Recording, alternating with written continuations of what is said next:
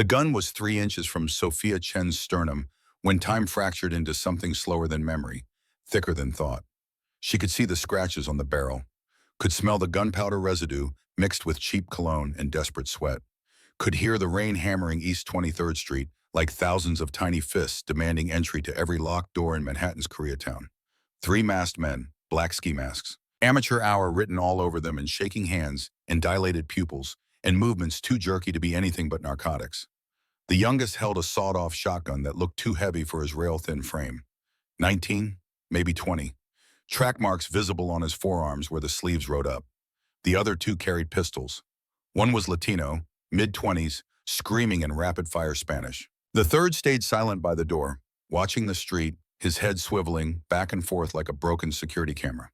It was 9:51 on a Tuesday night in November, the kind of night that smelled like wet concrete and old regret. Rose's morning table had exactly 7 customers scattered across its worn vinyl booths. An elderly Korean grandmother counting exact change for her check. A construction worker in paint-spattered jeans nursing cold coffee. 2 NYU students sharing a basket of fries while pretending to study.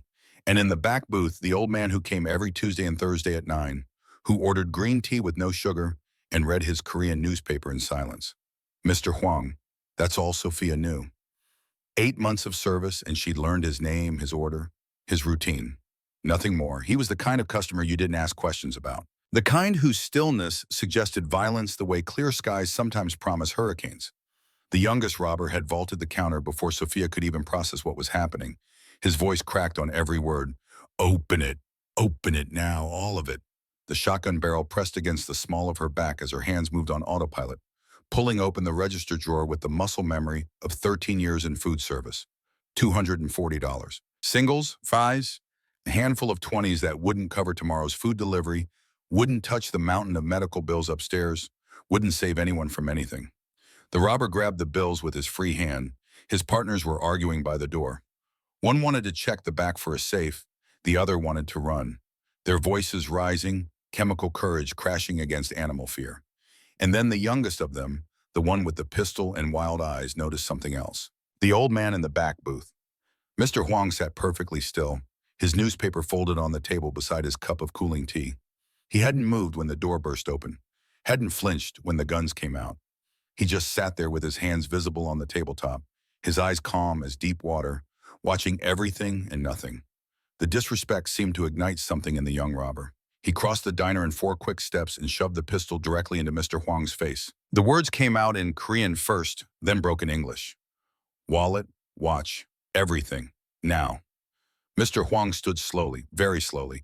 His movements carried the precision of someone who'd spent a lifetime calculating exactly how much violence was necessary for any given moment. When he spoke, his voice was quiet but firm. You should leave now. This is a mistake. The young robber's face twisted. He cocked the pistol, his finger curled around the trigger. Sophia saw it happening from behind the counter, saw the gun 3 inches from the old man's forehead, saw the robber's hands shaking, his judgment clouded by whatever drug was flooding his system, saw that in the next 3 seconds someone was going to deed over a wallet that probably contained $40 in an old Metro card. She didn't think. Her body just moved. Sophia rushed out from behind the counter and placed herself directly between the gun and Mr. Huang, her hands raised, her voice calm despite the terror turning her blood to ice water. He's just an old man. He doesn't have anything worth taking. She spread her arms slightly, making her body a barrier. The register is open. You have the money. Please just go. The young robber stared at her like she'd lost her mind. The gun was 3 inches from her chest now, close enough to see the manufacturer's stamp, close enough to smell the oil, close enough to understand that this was how stories ended. Not in glory or meaning, but in a dying mother's diner on a rainy Tuesday night for $240 and pride. Behind her, Mr. Huang hadn't moved. For 5 long seconds, the diner existed in perfect, terrible stillness. The rain outside, the fluorescent lights humming overhead. 7 people holding their collective breath. Then sirens, distant but approaching fast. The distinctive wail of NYPD cruisers maybe 4 blocks away. The sound broke the spell. Let's go. One of the others shouted from the door. The young robber's eyes darted between Sophia and Mr. Huang. His finger still on the trigger, his pupils blown so wide his eyes looked black. Then he cursed in Spanish, spun around, and ran. All three of them disappeared into the rain, leaving the door swinging open behind them and $240 lighter in a register that was already drowning. Sophia's legs went weak. She grabbed the edge of a booth to steady herself. Her whole body shaking with adrenaline she could no longer contain. Behind her, she heard movement. When she turned, Mr. Huang was placing bills on the table. 5 $100 bills. Crisp. Folded once with military precision. His eyes met hers. Ancient eyes. Knowing eyes. Eyes that had seen enough death to recognize someone who just walked toward it willingly. He spoke one word in Korean, "Unha," then in careful English. "Your kindness will not be forgotten." He walked toward the door, moving with surprising speed for someone his age. At the threshold, he paused. Turn back. Sophia Chen. Remember this moment. It will matter more than you know. Then he was gone. Disappeared around the corner before the police cars arrived with their flashing lights and shouted questions and forms that needed filling out in triplicate. Sophia stood alone in the empty diner, staring at $500 she hadn't earned, trying to understand what had just happened and failing completely. The rain kept falling. Upstairs, her dying mother slept. And somewhere in the darkness of Koreatown, an old man who moved like violence walked home through puddles that reflected neon signs in languages Sophia couldn't read. 2 weeks earlier, before guns and strangers and choices that changed everything, Sophia Chen's world was exactly 800 square feet of predictable disaster. From 15 a.m., the alarm clock's electronic scream pulled her from dreams she wouldn't remember. Her apartment above the diner smelled like industrial disinfectant and the particular kind of sickness that settles into walls when someone's dying slowly. The oxygen concentrator in Rose's room hummed its steady rhythm, wheezing in, wheezing out, the sound Sophia had learned to sleep through the way mothers learn to sleep through their baby's breathing. She dressed in the dark, pink waitress uniform from a restaurant supply store in Queens, name tag slightly crooked because the pin was bent, sneakers with arch supports because 13 years on your feet taught you that comfort mattered more than style. Her reflection in the bathroom mirror showed mixed Asian features. Her Chinese father, whoever he'd been. Her mother, some combination of genetics that didn't matter because she'd never known either of them. What mattered was Rose. What mattered was keeping the diner open one more day. Rose's room was organized like a field hospital. Hospital bed with rails. IV stand. Morphine pump that Rose could self-administer when the pain got too bad. Pills in a weekly organizer. Medical equipment catalog on the nightstand with items circled in red pen they couldn't afford. And next to all of it, documents. Discharge papers from foster care with Sophia's signature at 16. GED certificate. Rejected applications from CUNY, from NYU, from every community college within the 5 boroughs. Dreams deferred became dreams deleted, became reality accepted. On the wall above her own bed, Sophia kept a different kind of accounting. A whiteboard covered in numbers written and rewritten until some figures were carved into the surface like scars. Medical debt $47,000. Rose's treatment $12,000 out of pocket this month. Food supplier payment $620, 3 days overdue. Rent $2,400, 9 days late. Personal savings $83. The mathematics of impossibility. Downstairs, she went through the opening routine she could perform in her sleep. Unlock the front door. Flip the sign from closed to open. Start the industrial coffee maker. Heat the grill. Prep work for the breakfast rush that would start in exactly 1 hour. The diner hadn't changed in 32 years. Rose had opened it with money saved from 2 decades of waitressing at other people's restaurants.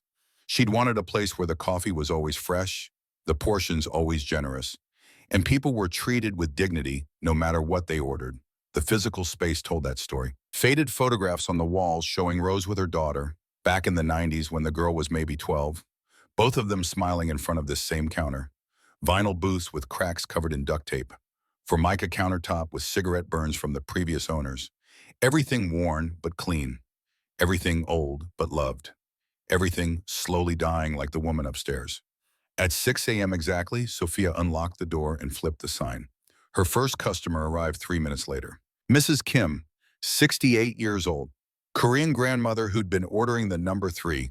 Scrambled eggs with wheat toast for 12 straight years. She always asked the same question. How is Rose feeling today? Sophia gave the same answer she'd been giving for months. We're managing, Mrs. Kim. Thank you for asking. The lie tasted like old coffee. Carlos came in at 6:15. Construction worker in his 40s, paint-spattered jeans, hands rough as concrete blocks. He ordered in Spanish, joked about the weather, left a $10 tip on an $8 check because he'd known Rose since before Sophia existed, and kindness was a language he spoke fluently. Hannah arrived at 6:30, NYU student, 22, studying something that would lead to a career Sophia would never have. She'd order one coffee and make it last 3 hours while highlighting textbooks in yellow and pink and green. Sometimes Sophia wondered what it felt like to have problems that could be solved with the right answer on a test. The morning passed in the rhythm of service, eggs and toast, coffee refills, small talk with people who didn't know they were extras in someone else's slow-motion catastrophe. And through it all, Sophia counted orders, counted tips, counted the hours until Rose's next morphine dose, counted the days until the food supplier stopped delivering, counted the ways this could all end badly. At 8:45, Rose appeared at the top of the stairs. She shouldn't have been walking. The hospice nurse had been clear. Bed rest, oxygen support, minimal exertion. But Rose had always been stubborn in the particular way of people who'd survived things that should have killed them. She descended slowly, one hand on the railing, the other pressed to her chest where the cancer had spread from her pancreas to her liver to her lungs like an empire conquering territory no one wanted. Her skin had the yellow tinge of jaundice. Her breathing came in short, shallow gasps, even with the oxygen tube running from the portable concentrator. But her eyes were bright, alert, present. She made it to the counter and slid onto a stool like she'd done 10,000 times before. Sophia brought her oatmeal, pills crushed into applesauce because swallowing had become difficult, water in a cup with a straw. "You're going to be late opening," Rose said. Her voice was rough as gravel. Sophia smiled. "The diner can wait." "You can't. I've waited this long to die," Rose said. "Another 10 minutes won't matter." It was the kind of joke people make when the truth is too heavy to carry without humor. Sophia had learned to laugh at these jokes, had learned that sometimes love meant pretending your heart wasn't breaking in real time. On the nightstand upstairs, unsigned D&R papers waited for a signature Rose hadn't given yet. "Do not resuscitate." 3 words that meant surrendering to the thing neither of them wanted to name. Rose kept saying she'd sign them, kept saying she didn't want machines keeping her alive past the point where life meant anything. But the papers stayed blank, and Sophia didn't push. Because pushing meant acknowledging the ending neither of them was ready for. The breakfast rush ended around 10 a.m. The lunch prep began at 10:30, and through it all, Rose sat at the counter doing the New York Times crossword in pen.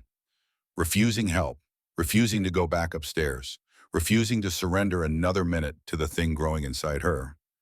At 2 p.m., the food supplier called, said they couldn't extend credit anymore, said the $620 was due immediately or they'd stop deliveries. Sophia promised to pay by Friday. Knew it was a lie. Hung up and added another entry to the whiteboard in her head. Problems: all of them. Solutions: none. The afternoon customers were sparse. A retired postal worker who came every day at 3 p.m. for pie and decaf. A young mother with 2 kids who ordered chicken fingers and looked grateful when Sophia brought extra fries without being asked. The diner was never busy anymore. The neighborhood was changing. Luxury condos rising on every corner. Old families being priced out, replaced by people who photographed their food and complained about slow Wi-Fi.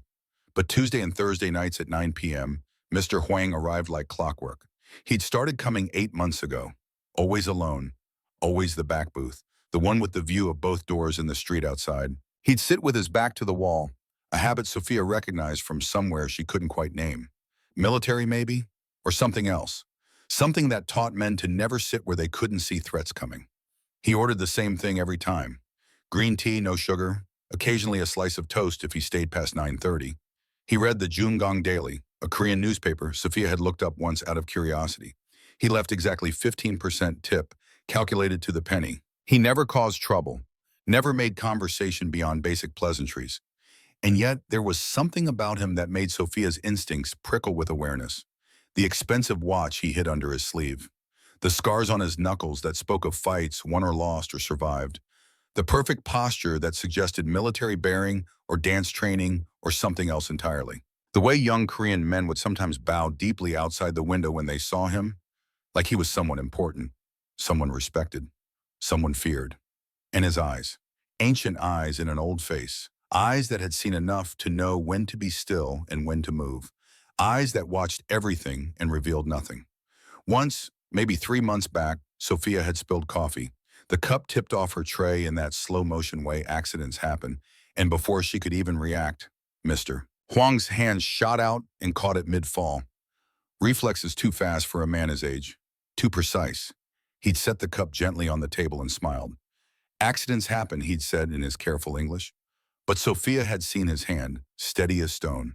Not a drop spilled. And she'd wondered who this man really was. She never asked. You learned early in food service that some customers carried their privacy like armor. You learned to smile and refill tea and accept tips and never, ever ask questions that weren't your business to ask.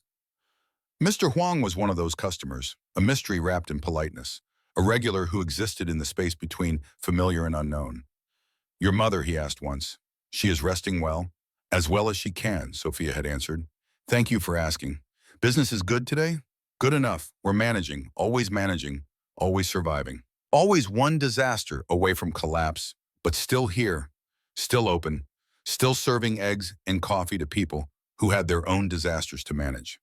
At 8 p.m. on that Tuesday night 2 weeks ago, before everything changed, Sophia had stood behind the counter watching rain start to fall.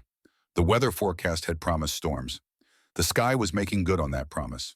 Rose was upstairs resting. The diner was empty except for the grandmother counting change and the construction worker and the students and Mr. Huang in his back booth reading his newspaper. Sophia had wiped the counter for the third time. Not because it was dirty, but because her hands needed something to do while her mind ran through numbers that never added up.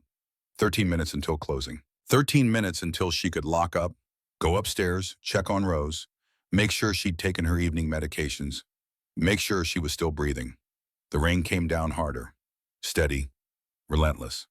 The kind of rain that turned streets into rivers and made the city feel both crowded and lonely at the same time. At 9:51, the door burst open. 3 men in black ski masks.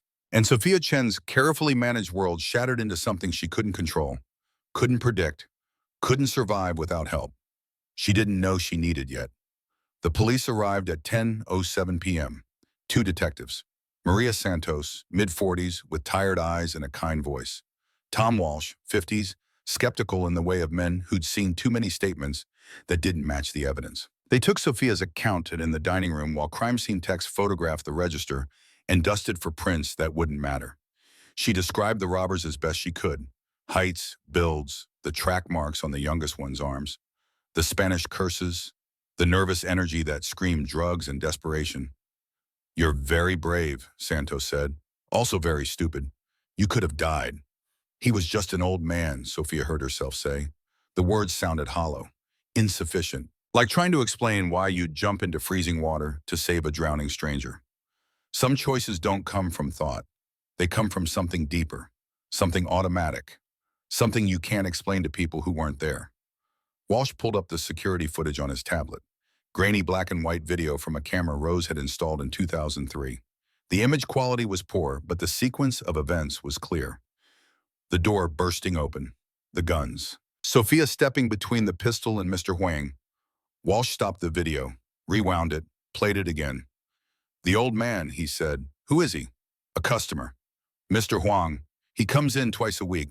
You know anything else about him? Walsh's tone suggested he already knew the answer. No, he's quiet, polite, never any trouble. Walsh and Santos exchanged a look, the kind of look that meant something was happening beneath the surface that Sophia couldn't see. This neighborhood, Walsh said slowly, has been quiet for 15 years. No robberies, no major crimes. Very peaceful. Then in the last week, 3 armed robberies, all targeting Korean businesses. Sophia waited, the silence stretched. And your security footage, Walsh continued, is corrupted. The timestamp jumps. 37 seconds missing right when the robbers entered. That kind of corruption doesn't happen accidentally. What are you saying? I'm saying, Santos cut in gently, that sometimes robberies aren't just robberies. Sometimes they're messages, tests, ways of seeing how people respond. Sophia felt cold, the kind of cold that starts in your bones and spreads outward. Are you saying someone targeted my diner? We're not saying anything definitive, Walsh said. But if you remember anything else about Mr. Huang, anything at all, you should call us. He handed her a business card. NYPD, Major Crimes Division. A phone number she hoped she'd never need to use.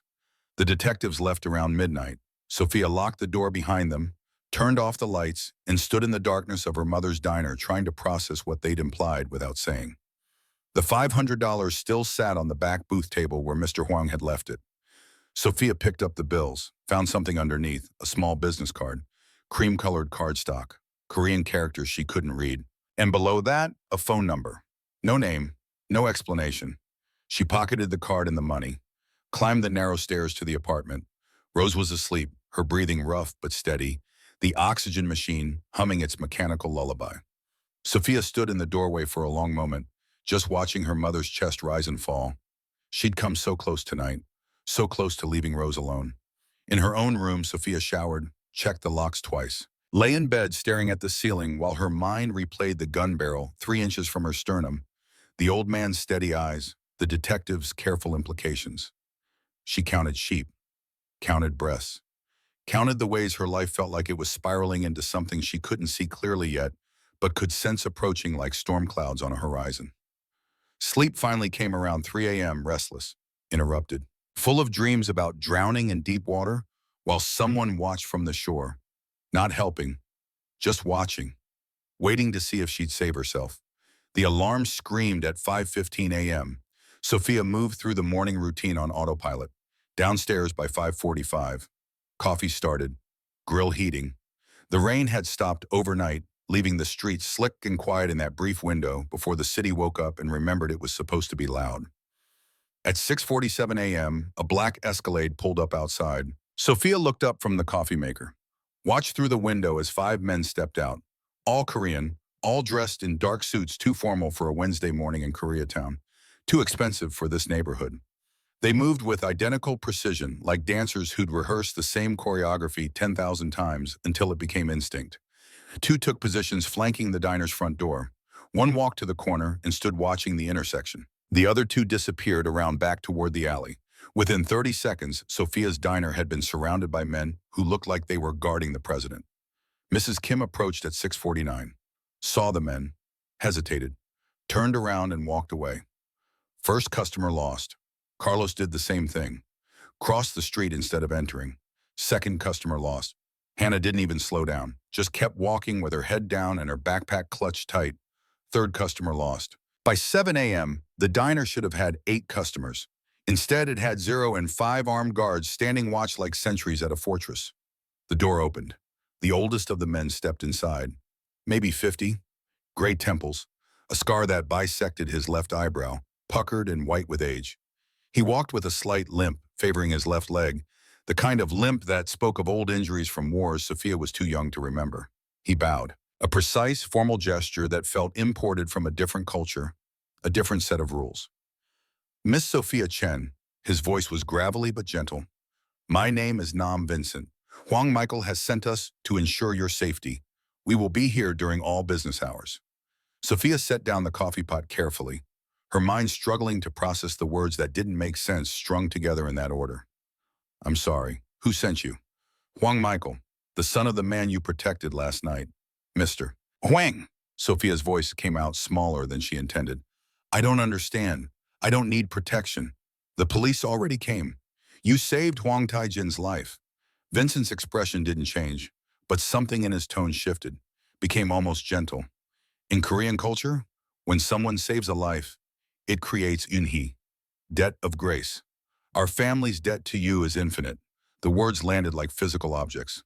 Debt, protection, family. Each one heavy with implications Sophia couldn't begin to unpack. I helped an old man, she said, that's all.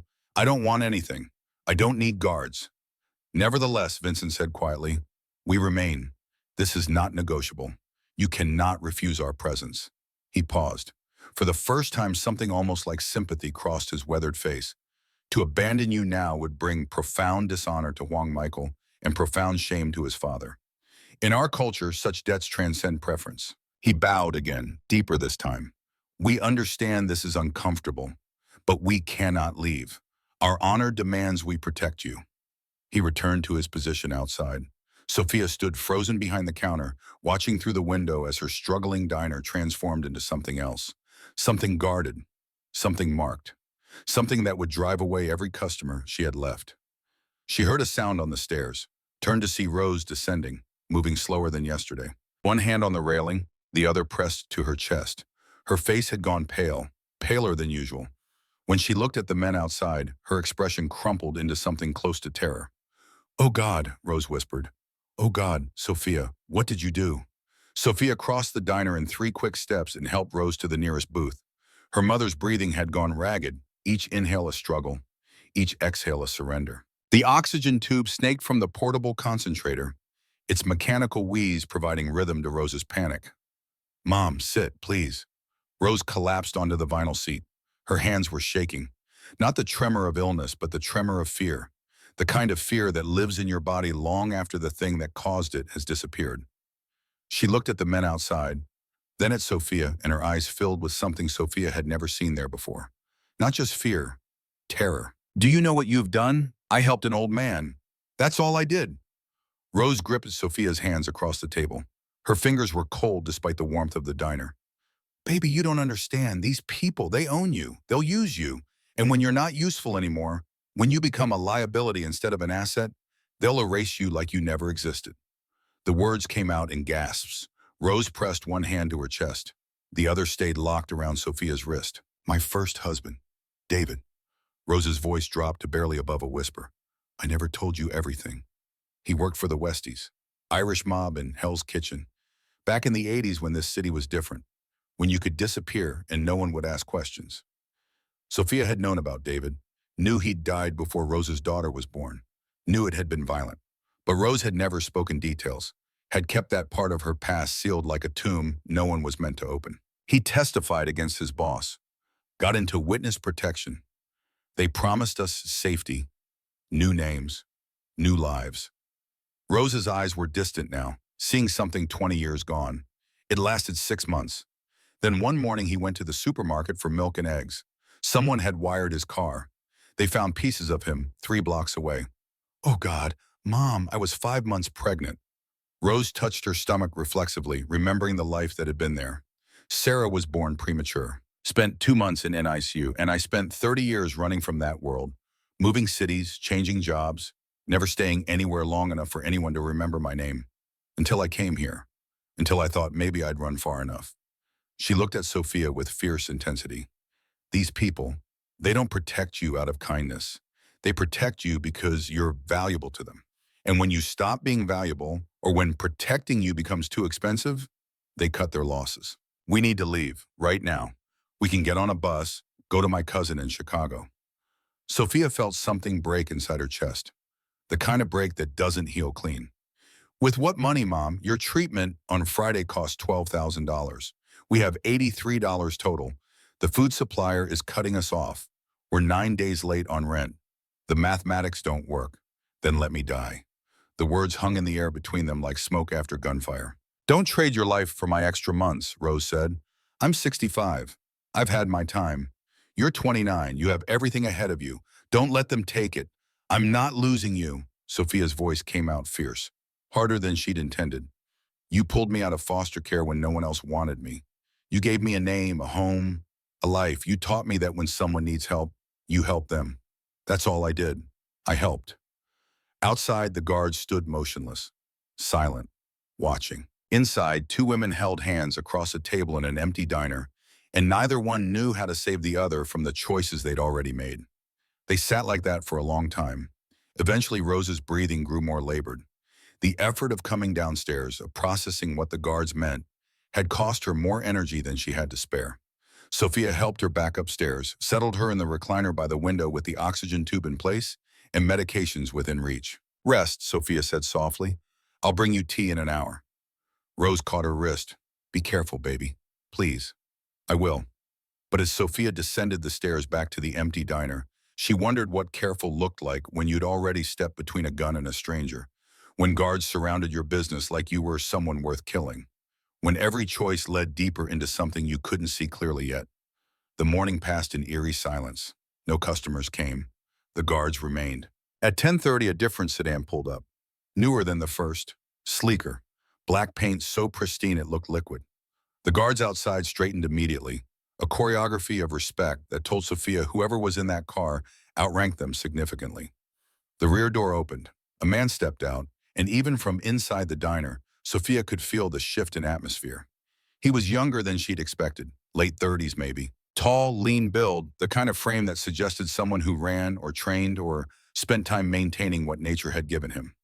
He wore a charcoal suit tailored so perfectly it moved with him like a second skin.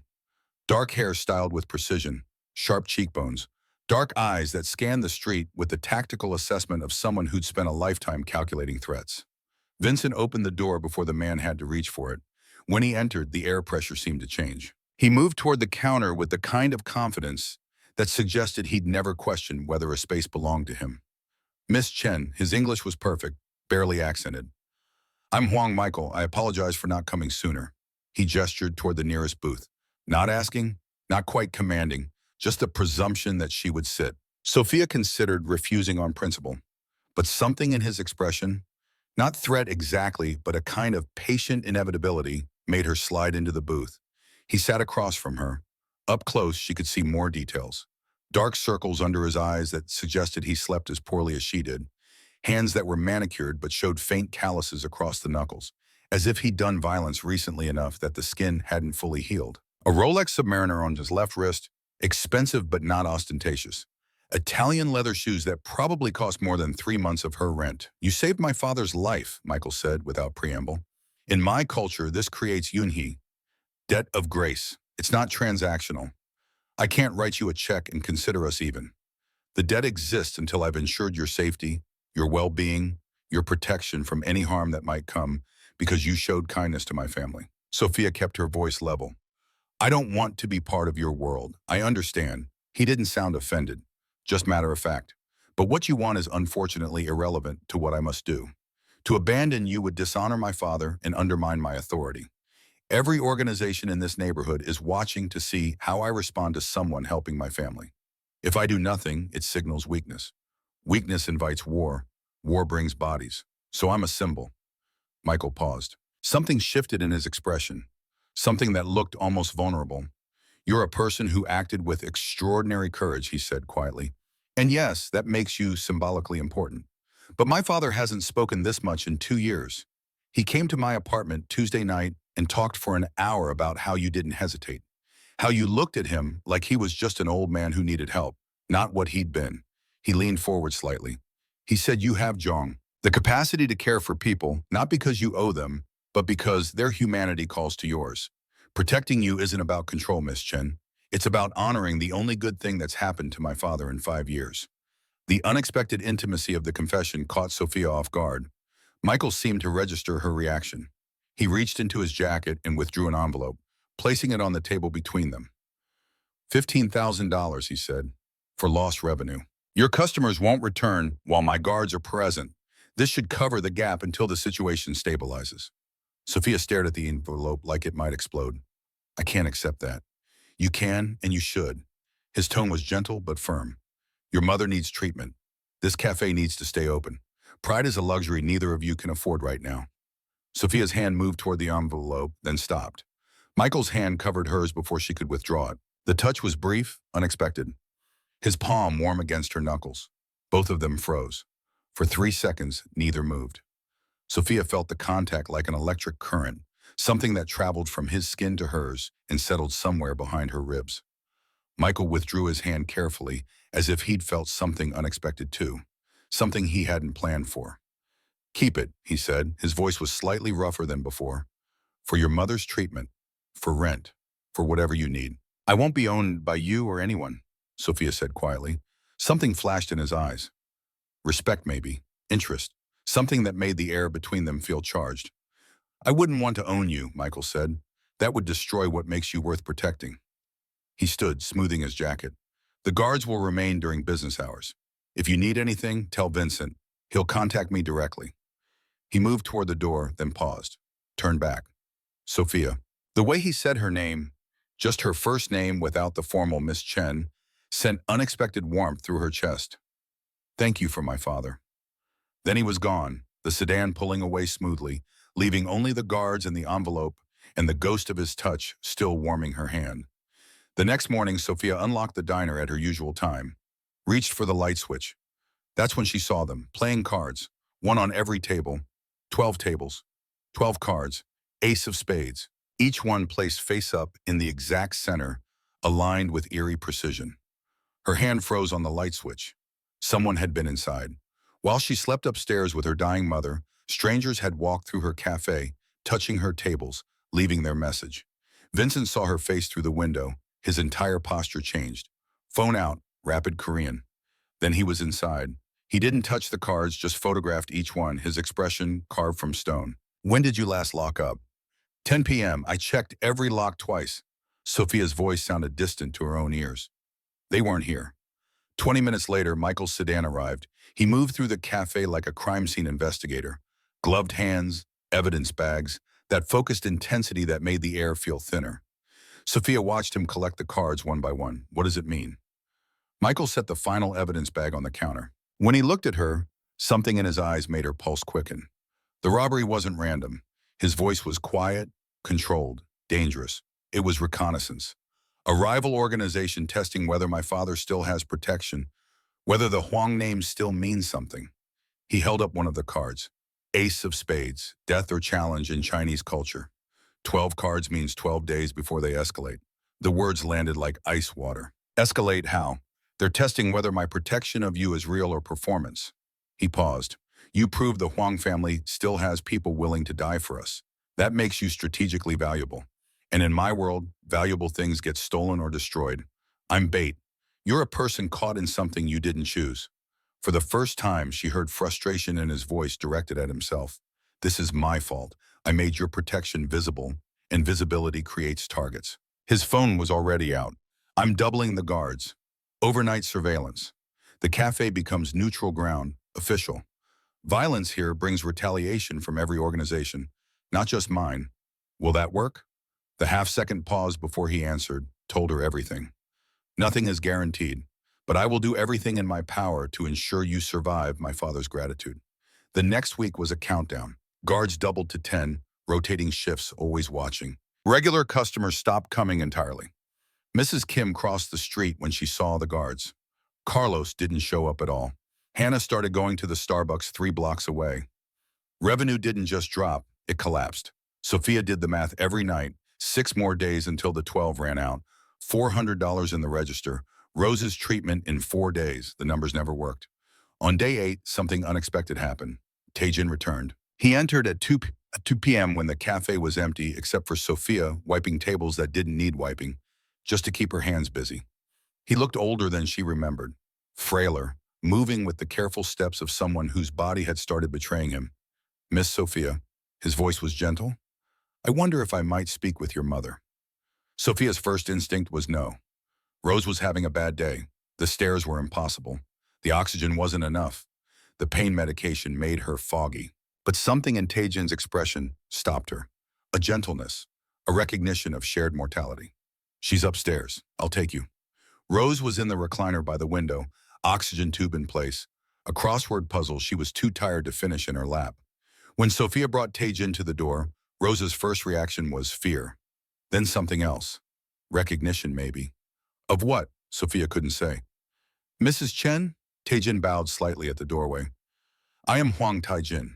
Your daughter saved my life. I wanted to meet the woman who raised someone with such courage. Rose studied him for a long moment. This frail old man who'd brought armed guards and rival organizations and a 12-day countdown into their lives. Sit, she said finally. Let's talk about our children and the messes they've made trying to protect us. Sophia left them there, went back downstairs. An hour later, when Taejin descended, Rose looked more at peace than she'd been in weeks. The next day he returned, brought expensive Korean tea in a wooden box with instructions written in careful English. It became routine. Taejin visiting Rose upstairs while Michael visited the cafe below. 2 parents trying to protect their children from worlds they'd created. And Sophia caught in the middle, counting down days and wondering what would happen when time ran out. Michael started coming every afternoon. He'd arrive around 4 after his father left and sit in Taejin's booth by the window. The same worn vinyl seat, the same view of the street. He always ordered tea, never drank it. Strategic visibility, he told Vincent once when his head of security questioned why he was spending 3 hours a day in a struggling breakfast cafe. But Sophia was learning to read him now. The way his eyes tracked her movements as she wiped down tables. The way he'd look up from his phone whenever she laughed at something a customer said. The way he seemed more relaxed here than anywhere else, like the cafe was the only place he could stop performing. By Thursday, he'd been sitting for 3 hours straight. His phone buzzed constantly against the table. He'd glance at it, silence it, then go back to staring at nothing in particular. Sophia noticed his hands first. The slight tremor when he reached for the teacup he never actually drank from. Then the way he kept pressing his fingers against his temples, his jaw tight. She'd seen this before. Low blood sugar, migraine, the kind of exhaustion that comes from running on nothing but coffee and obligation. She made the decision without overthinking it. In the kitchen, she prepared juk the way she'd learned from YouTube videos 2 years ago, trying to make something comforting for Rose during her first round of chemo. Chicken broth simmered until the rice broke down completely. Sesame oil, a touch of ginger. The kind of food that felt like care in a bowl. She set it in front of him without ceremony. "You haven't eaten today." Michael stared at the porridge, then at her. "I didn't order this. I know. But your hands are shaking. You need to eat." For a moment, he didn't move. Then he picked up the spoon slowly, like the simple act required careful consideration.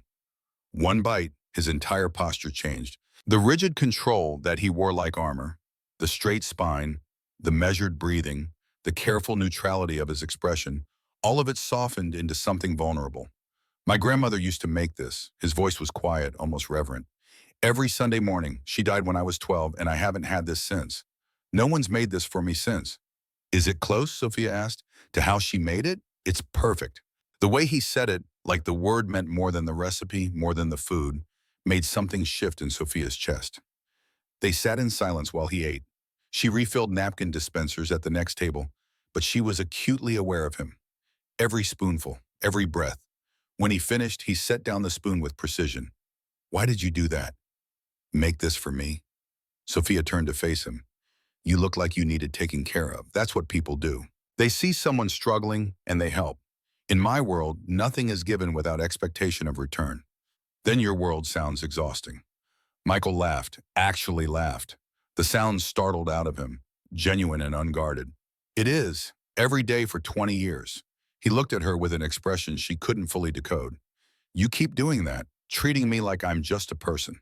Not a position, not a threat, not a transaction, just someone who might need juk and care whether I've eaten." "Aren't you?" Sophia asked softly. "Just a person?" "I don't know anymore. I've spent so long performing authority, I'm not sure where the performance ends." The moment hung between them, intimate and fragile. Then from upstairs, Rose's cough, deep and wet, the sound that meant fluid in the lungs. That meant they were losing ground. Michael's expression shifted immediately to concern. "How bad is it?" "Stage 4, metastasized to the liver." Sophia's voice was clinical, detached. The only way she could talk about it without breaking. "The oncologist says 3 months, maybe 4 if the next round of chemo works. We can't afford the treatment she needs." Silence stretched between them. "Let me help," Michael said quietly. "No," Sophia met his eyes. "I need to be able to walk away from this, from you. And if you're paying for my mother's life, I never can." He looked at her for a long moment, respect and frustration warring in his expression. "The offer stands," he said finally. "When you're ready. If you're ever ready." He left at 7.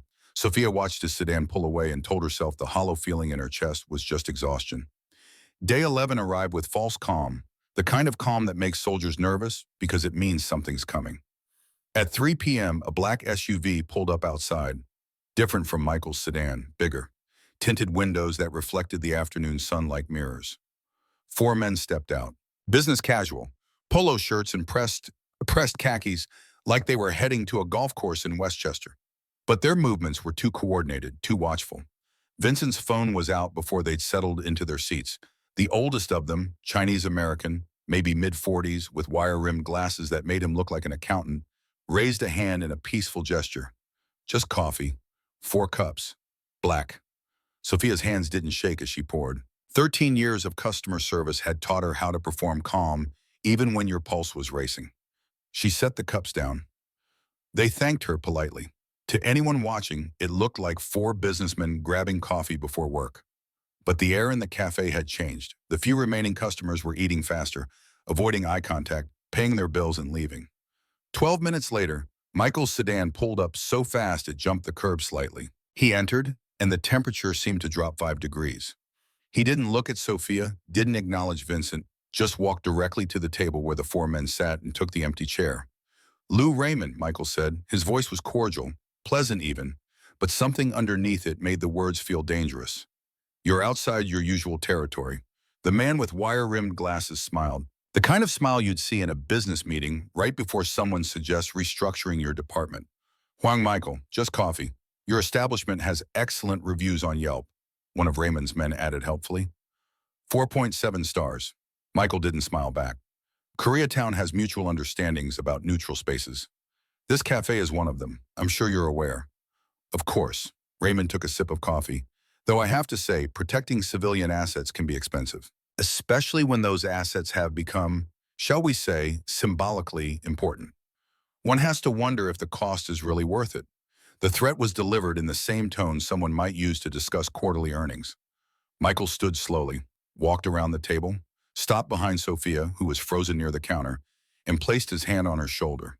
The gesture was gentle, protective, unmistakable. He spoke first in Korean, something sharp and final, then switched to English, his voice carrying through the suddenly silent cafe. Some debts transcend cost-benefit analysis. My father's life is worth more than your organization's entire operation. And Miss Chen is under Huang protection. Permanent, non-negotiable. Raymond studied him for a long moment, then nodded almost appreciatively. Understood. Thank you for the clarification. He stood. His men followed. They left exact change on the table, including a 15% tip, and walked out. The SUV pulled away smoothly, disappearing into afternoon traffic. The cafe remained silent. Sophia felt every remaining customer's eyes on her now, not with the casual recognition of a regular waitress, but with the careful assessment people give to something dangerous, something that might explode if handled wrong. She was marked now, not just protected. She was a statement, a line drawn in the sand of a territorial dispute she barely understood. Her hands started shaking only after the door closed behind Raymond's group. I need a minute, she managed. In the back office, she leaned against the wall and tried to remember how to breathe normally. The door opened. Michael stepped inside and closed it behind him. I'm sorry, he said quietly. This is what my protection costs. I knew the price when I accepted your help.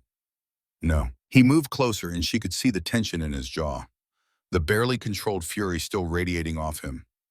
You didn't. You couldn't have known what it means to be claimed by someone like me, what it makes you in other people's eyes. They were standing very close now, close enough that Sophia could see his pulse beating in his throat. I knew enough, she whispered. Something shifted in his expression. The control cracked just slightly. His hand came up slowly, cupping her face with a gentleness that seemed impossible from someone who'd just delivered a threat like it was a weather report. Sophia. She didn't pull away, didn't move, just looked at him, heart pounding. Their lips were inches apart. She could feel his breath warm against her skin. A sharp knock on the door shattered the moment. Sir, Vincent's voice was urgent. Your father collapsed. The ambulance is coming. Michael froze, his hand still against her face. His eyes closed briefly like he was in pain. I have to go. Your father needs you, Sophia said softly. He pulled back, and the loss of his touch felt physical. This conversation isn't finished. Then he was gone, the door closing behind him, leaving Sophia alone in the small office with her racing heart and the ghost of almost contact still warming her lips. She touched her face where his hand had been and tried not to think about how much she'd wanted him to kiss her. Tried not to think about how she was falling for someone whose world was violence and territory and debts measured in blood. Tried not to think about how it was already too late to walk away. Upstairs, Rose was sleeping. Outside, the guards remained. And somewhere in the city, Michael sat in an ambulance holding his father's hand, while Sophia counted down the final day of a deadline she didn't understand, but could feel approaching like thunder before a storm. Day 12 was coming, and with it, whatever escalation the cards had promised. The ambulance ride took 14 minutes.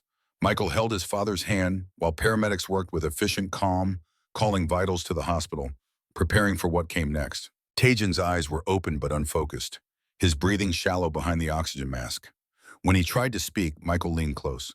The girl, Tajan whispered. Sophia, protect her. Promise me. I promise, Father. No. Tajan's grip tightened with surprising strength. Not for duty. Protect her because you want to. Because she matters. He saw something in Michael's face then. Something his son probably didn't realize was showing, and he smiled weakly. You care for her. Good. Don't let her slip away, like I let everything slip away. The ambulance pulled into NYU Langone's Bay. Doctors swarmed. Michael followed his father into the emergency room and sat in a plastic chair while they ran tests and scans and spoke in careful medical language that meant his father's heart was failing faster than anyone had predicted. 2 hours later, a doctor found him in the corridor. Cardiologist, early 50s, with the particular kind of gentleness that came from delivering bad news professionally. The heart attack was mild, but it's a warning. His heart can't take much more stress. Next time, we might not be able to pull him back. Michael nodded, asked about treatment options, listened to explanations that boiled down to months, maybe a year if they were lucky, and his father took it easy, which they both knew he wouldn't. At midnight, Taejin was sleeping, stable. Michael sat beside the bed watching his father's chest rise and fall, and wondered when exactly caring for Sophia Chen had stopped being about honor and started being about something that terrified him more than any rival organization ever could. His phone showed 47 missed calls, 18 texts from subordinates about urgent matters, 3 voicemails from contacts in other families, all carefully worded inquiries about whether the Huang leadership was stable. He ignored all of them, got in his car at 2 a.m. and drove to Rose's morning table because he needed to see Sophia more than he needed to maintain the performance of control. The cafe was dark when he arrived. Vincent was outside, standing guard despite the late hour. He straightened when Michael approached. "She's upstairs." Vincent's voice was quiet. "Hasn't slept." "Your father?" "Stable." Michael paused. "Vincent, if something happens to me, I need you to protect her. Not because I ordered it. Because she deserves protection." Vincent studied him for a long moment. "You're in love with her." Michael didn't deny it, just nodded once and went inside. The diner was eerily quiet without customers, without the clatter of dishes, without life. He climbed the stairs to the apartment, knocked softly. Sophia opened the door in sweatpants and a Columbia University hoodie that was too big for her, probably thrifted, definitely not hers originally. Her eyes were red-rimmed. She'd been crying. "How is he?" Her voice was hoarse. "Stable. But the next one will probably kill him." Michael heard himself say it baldly, without cushioning. "The doctors say months, maybe a year. I'm so sorry." He stepped inside. The apartment was small, cramped, filled with medical equipment that made it feel more like a hospital than a home. Rose's room was closed, but he could hear the oxygen machine's steady rhythm. "You should rest," Sophia said. "You look exhausted. I needed to see you first." To finish what we started, she looked at him, and something in her expression made his chest tight. "We shouldn't. Your father needs you. The organization needs you. I'm just complicating everything." "You're not a complication, Sophia." Michael moved closer. "You're the only thing that makes sense in a world that stopped making sense a long time ago." "I'm terrified of you," she whispered.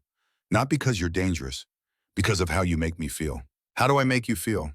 "Like I could matter to someone. Like maybe needing someone doesn't always end with them leaving." She took a shaky breath. "I've spent my whole life keeping people at a distance because everyone leaves eventually.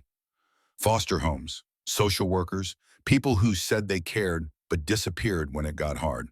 But you make me want to stay, to stop running, and that terrifies me." Michael cupped her face with both hands, his touch gentle. "Reverend, I'm not leaving, Sophia. I know you don't believe me yet, but I'll prove it every day for as long as it takes." He kissed her. Not urgent or desperate, but slow, deep, like a promise being sealed. Sophia's hands found his chest, feeling his heartbeat through the wrinkled shirt he'd been wearing for 18 hours. Fast, unsteady, as nervous as hers. She kissed him back, and it felt like stepping off a cliff and finding solid ground. When they finally broke apart, both breathing hard, their foreheads touched. "This changes everything," she whispered. "I know." His thumb traced her cheekbone. "Is that okay?" "I don't know, but I don't want you to leave. Then I'll stay." They checked on Rose first. She was sleeping, oxygen steady, the portable monitor showing numbers that looked better than they had in weeks. The experimental treatment that someone had paid for was working. Sophia still didn't know who. Michael hadn't told her about Peter's involvement. Hadn't wanted to complicate the gift with questions about motivation. In the living room, they sat on the worn couch that Rose had bought at a thrift store 15 years ago. Sophia curled into Michael's side, his arm around her shoulders. For the first time in weeks, the tightness in her chest eased. They talked quietly, about his grandmother's Sunday morning juke, about Sophia's third foster home, the one where she'd hidden food under her mattress, because she'd learned not to trust that meals would keep coming, about the weight of watching parents die slowly and feeling helpless to stop it. Tell me about your mother, Sophia said, the one who died in the car bomb. Michael was quiet for a long time. When he spoke, his voice was distant. I was 8, she was taking me to piano lessons. We were running late because I couldn't find my sheet music. She told me to wait in the lobby while she got the car. I watched from the window, saw her get in, turn the key, then light. Heat. Sound that wasn't sound, just pressure that knocked me backward through the glass doors. He stopped. Breathed. They said I was lucky. 10 feet further and I would have been killed by debris. But luck is the wrong word.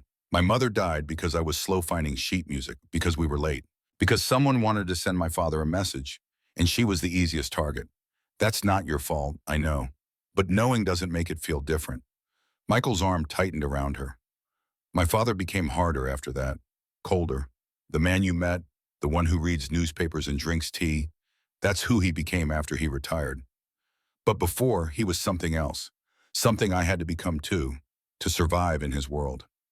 Until me, Sophia said softly, until you. He kissed the top of her head.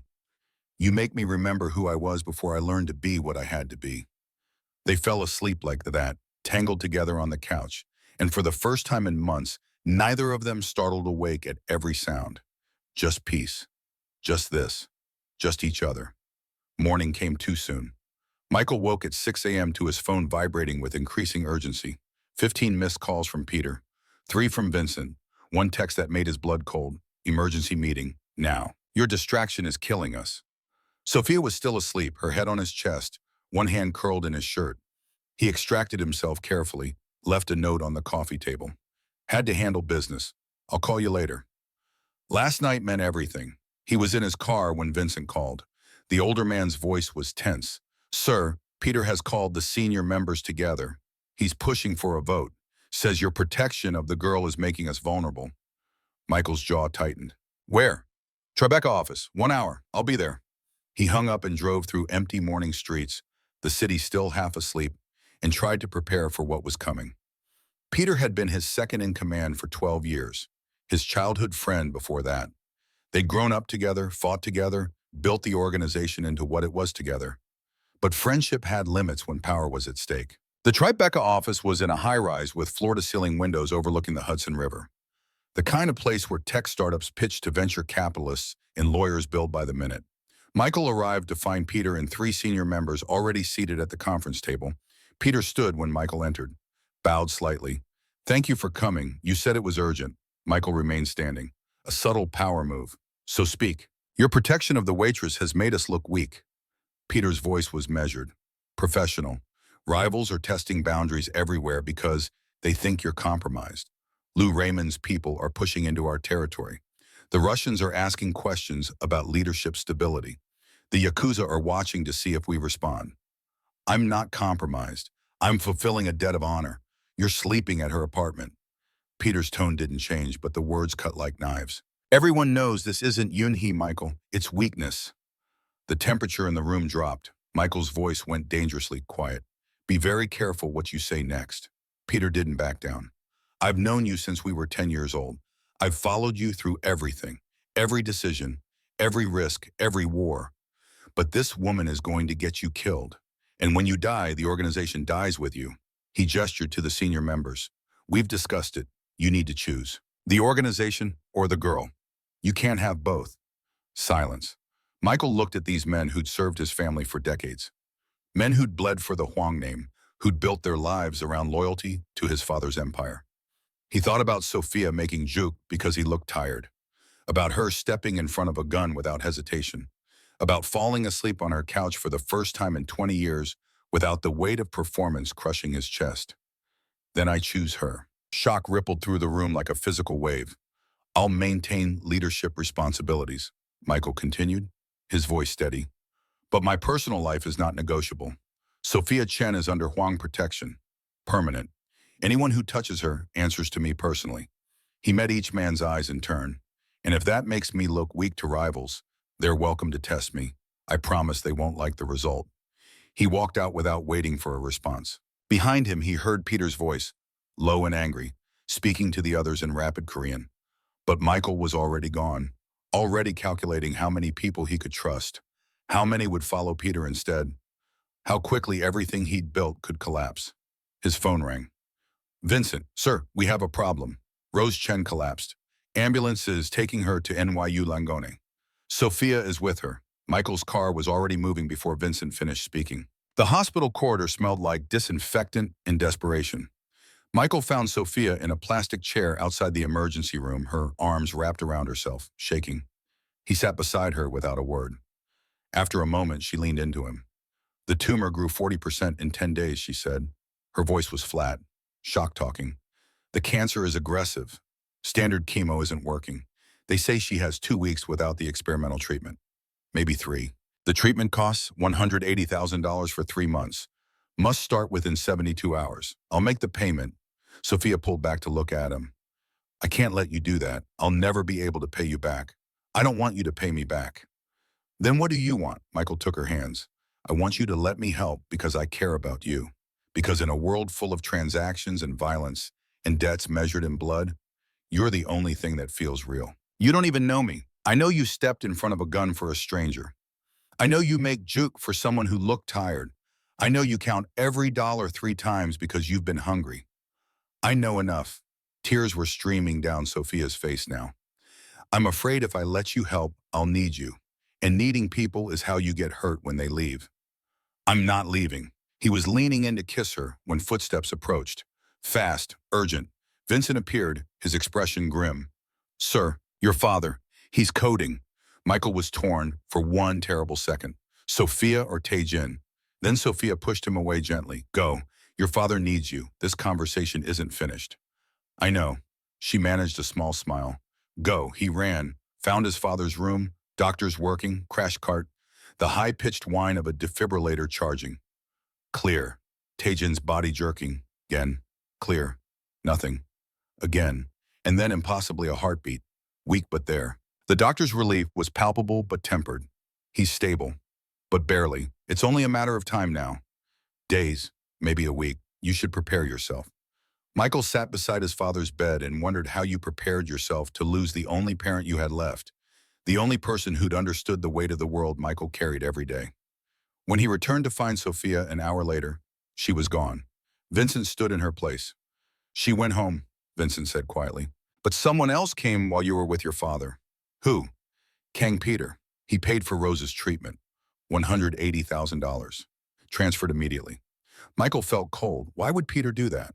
Vincent handed him an envelope. He left this for you. Michael opened it, read Peter's note. Brother, I paid for the treatment to free you from obligation. To give you a way out, to let you choose the organization without guilt. But I know you. You'll choose her anyway. I'm sorry for what comes next. This is business, not personal, never personal. Michael looked at Vincent. What does he mean? What comes next? Vincent's expression was grim. I don't know, but we should increase security on Sophia immediately. Do it.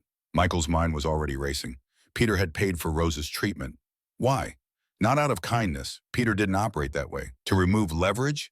To manipulate? To make Michael feel indebted? No. To free himself, to do something he couldn't do if Rose's life depended on Michael's money. His phone rang. Unknown number. He answered. A voice he didn't recognize spoke in Mandarin, then English. Huang Michael. This is Lou Raymond. I think we should talk. Your second in command has made me a very interesting offer.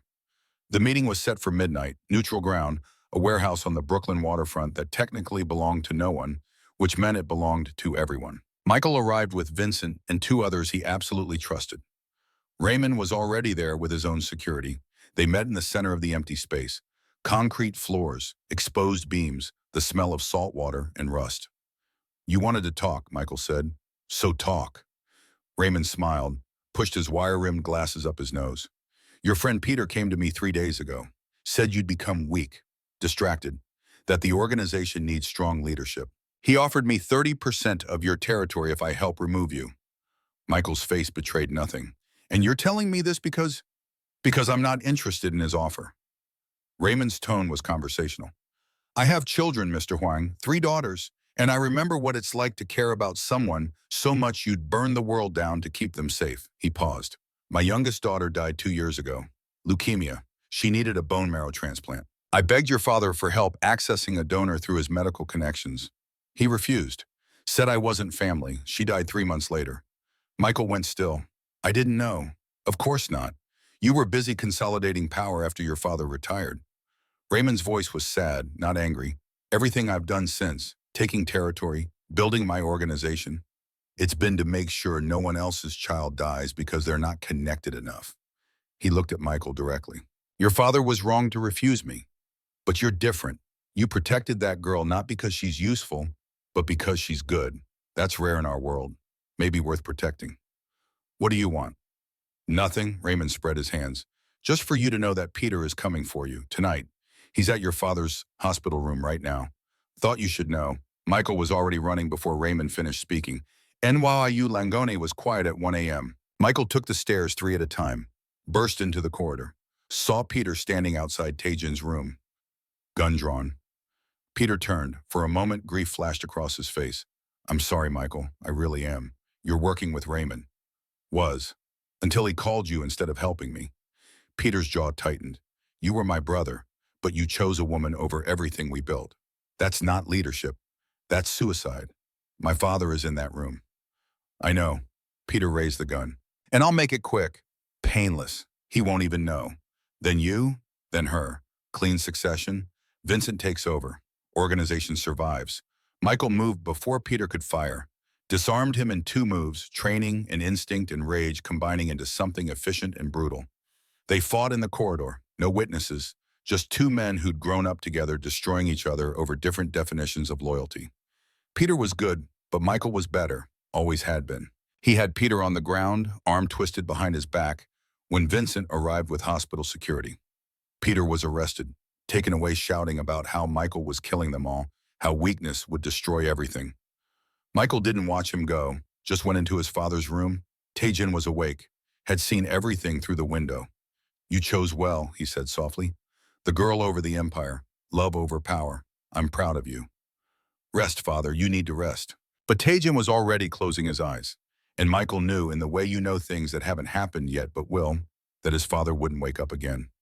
Taejin died 2 days later, peacefully. Sophia was there, holding Rose's hand while Michael held his father's. 2 children watching their parents slip away, finding strange comfort in shared grief. The funeral was small, private. Michael buried his father in a cemetery in Queens with a view of Manhattan, the city Taejin had controlled for 40 years before learning to let go.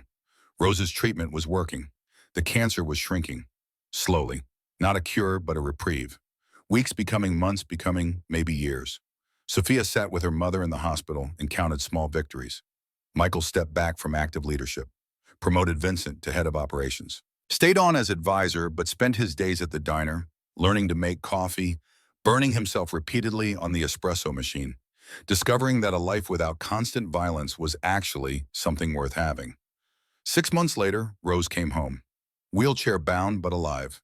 The diner reopened with new equipment and old soul. Mrs. Kim returned.